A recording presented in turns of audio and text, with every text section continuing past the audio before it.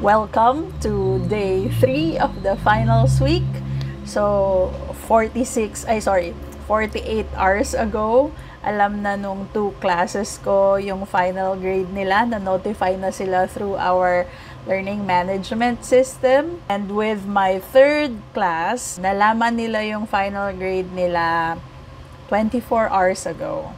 So, through the learning management system. Then, kung doon lang naman nakikita, hindi pa yon recorded or encoded sa registrar system. So, that's a different thing na ginawa ko after 24 hours nung 3rd na class na hawak ko. And, nung na-encode ko na siya, that's the time, as expected, na may mga estudyanteng nag-reach out sa akin. Hindi ko alam bakit hindi sila nag-reach out bago ko i-encode sa registrar. Kasi kung nakuha na nila sa learning management system, which real-time nilang nakukuha buong semester yung computation nila. Every time I record their test scores, nagpapalit yun nagko-compute yun nagko-compute, umaandar yun hanggang sa final grade. So, alam nila yung class standing nila, di ba? Nung chinek ko yung final exam nila nitong weekend at binalik ko sa kanila yung test scores nila, dahil final exam na lang ang kulang doon, then automatic, yung susunod na computation na lalabas, that's their final grade. Which they know, of course, dahil wala naman ng ibang chechekan after na final exam. Pero walang nag-reach out sa akin, so I guess tinanggap nila yung kapalaran nila. Ang kaso, nung na-encode ko na sa registrar, kasi wala namang nagre-reklamo sa akin from the sections na hawak ko, from the 3 sections na hawak ko, I decided na, okay, it's high time na encode na natin siya sa registrar kasi walang nagpaparamdam. Kaso, pagka-encode ko sa registrar, pagkatapos nun, exactly 1 hour after kong mag-encode, meron nang nag-message sa akin na student! Oh my God! Saka lang siya nag-reach out 1 hour right after kong in-encode sa registrar yung grade niya. Ayan, natapos ako ng 9 p.m. Tapos, nag-message siya ng 10 o'clock. Bakit hindi niya ako kinausap? Although, kahit naman kausapin niya ako noon, hindi ko naman papalitan yung final grade niya sa learning management system na i-encode ko sa registrar.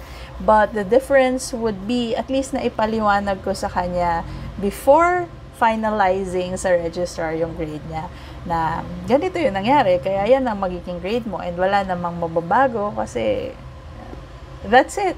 Yun na yun Mas gusto ko lang sanang i-explain sa kanila before ko i-finalize sa registrar.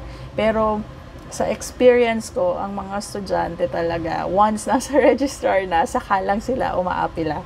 Lalo na itong pandemic students, 2020 onwards, pero 2019 earlier, it's fine. Kung ano yung nasubukan nyo nung nasa university kayo, ganun pa rin yung buhay hanggang 2019. Iba lang talagang naging setup na ngayon, 2022 current academic year. So, okay. I received 3 na estudyante na nag-reach out sa akin right after encoding their final grade sa registrar. So, itong unang estudyante, ang concern niya is kumpleto daw siya sa lahat ng task, sa lahat ng assignments, ng quizzes, and ng exams. Wala siyang na-miss, wala siyang hindi na-accomplish. So, bakit daw mababa yung grade niya, yung final grade niya? So, I had to explain to her na hindi porket kumpleto ka ng requirements, ay automatic pasado ka na.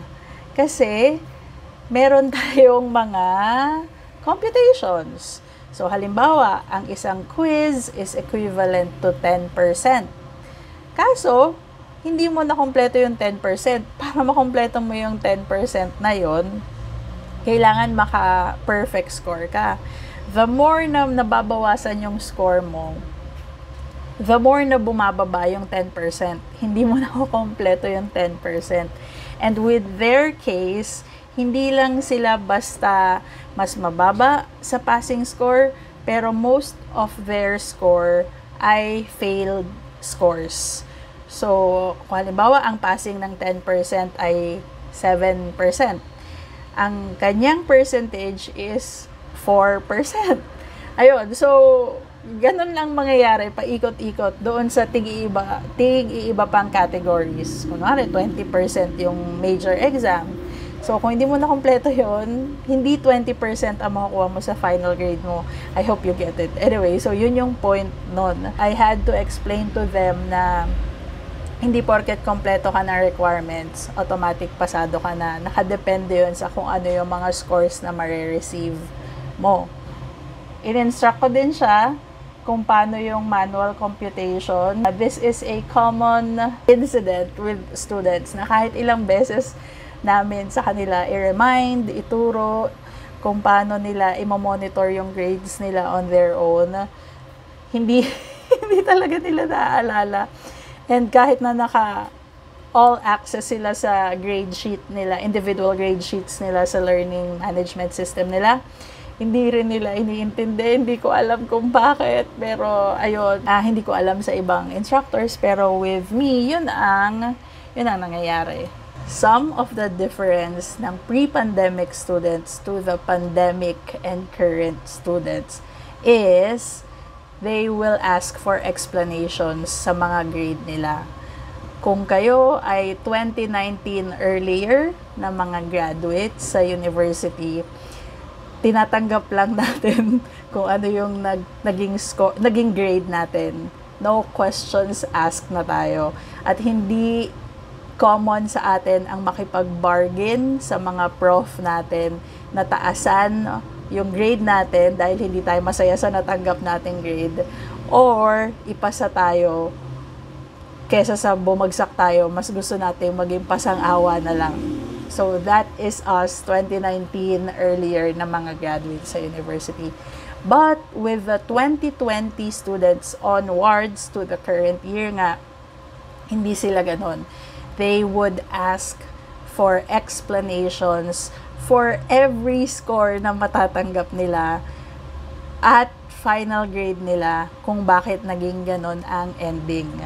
Again, kahit na nakikita nila sa learning management system nila, yung computation, yung graded weight, lahat ng kailangan nila makita to understand anong nangyayari sa scores nila, nandun na, pero they would still ask you to explain. Which, I don't mind. It's fine.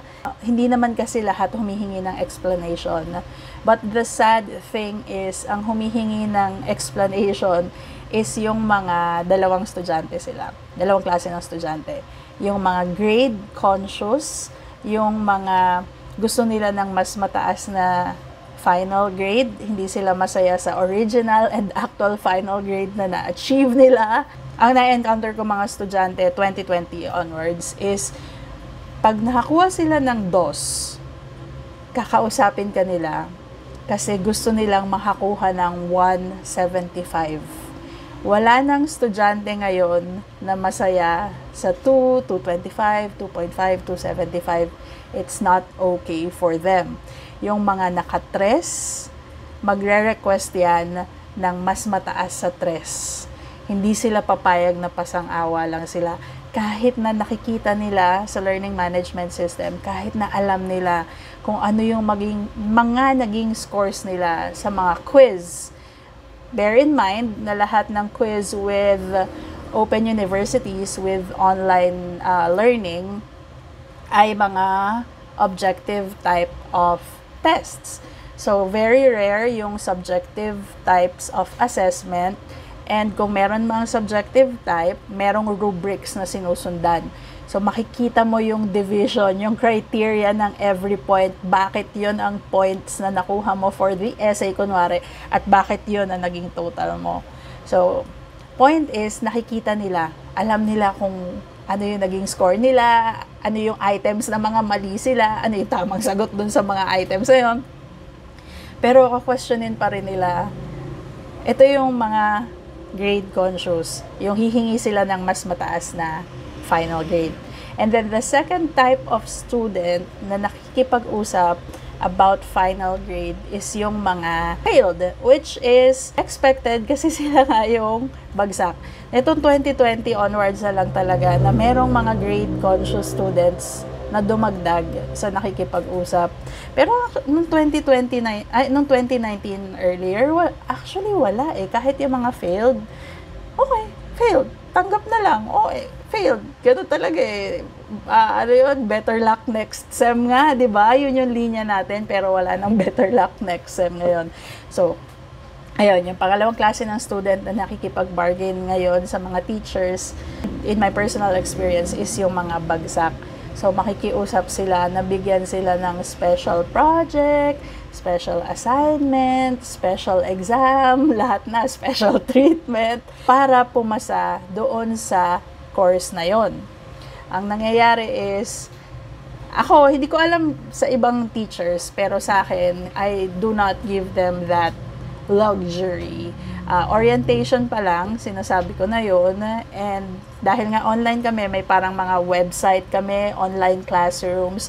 So, kung sa mga classroom may mga nakadikit sa walls, sa on-site, so yung classrooms ko naman, meron din siyang homepage, at doon nakalagay yung mga class rules ko. So, every time na meron kaming task, ina-attach ko palagi yun, para lang ma-remind sila ng ma-remind. Pero, ayan, nakikiusap pa rin sila. So, what I just do is, meron kaming video recording ng orientation. So, i-attach ko ulit yun doon to remind them na ito yung na-discuss natin ng orientation. Tapos, i-attach ko ulit yung infographic ko at lahat ng bagay na to remind them nga na, hey, hindi ako magbibigay ng anything para makabawi kayo. Lahat kayo, ini-email ko, kino-contact ko kapag nakakalimutan yung mag-comply sa mga task. I give you extended deadlines nga, lalo na dun sa mga nakikita ko talagang delikado. Pero ayun, hindi lahat talaga umaabot, kaya ayan. So, yun yung isang student ko ngayon. Yun yung case na pinag-uusapan namin sa kanya. Tinatanong niya kung anong nangyari sa scores niya. So, this one, bumagsak siya talaga. Ang score niya ay 5. So, nakikiusap nga siya ngayon kung merong pwedeng gawin para lang pumasa siya. So, this student, ang binabargain niya ay bigyan siya ng pasang-awa, bigyan siya ng 3. Now, the problem is, bago pa siya lumapit sa akin and bago ko i-encode sa register yung final grade niya, tinignan ko na yung scores niya, yung individual grade sheet niya. Ngayon, tinignan ko, kinonsider ko if I ask them to retake the major exam, mababawi ba yun? Mahahabol ba? Mahahatak ba? Hindi nga lang basta final exam yung kinonsider kong i-retake nila eh. Inisip ko, kung final exam at saka major exam yung i-retake, mahahatak kaya yun? And when I tried it, nag-encode ako, nag-record ako ng iba't ibang scores, hindi talaga umabot. The only chance para maging 75 yung final grade niya, para tumungtong ng 75 yung final grade niya, is kung i-retake niya ang midterm exam at final exam, tapos 100 over 100 siya sa midterm at 100 over 100 rin siya sa finals. Kung halimbawa, maka 100 siya sa finals, pero 90 ang nakuha niya sa midterm exam na ipapa-retake ko, pagsak pa din siya. Hindi tutungtong ng 75 yung final grade. Ibig sabihin, kahit bigyan ko siya ng chance, hindi talaga aabot. Hindi talaga tutungtong ng 75 yung final grade niya. Kaya, I had to explain that to them. Yun yung scenario for this student.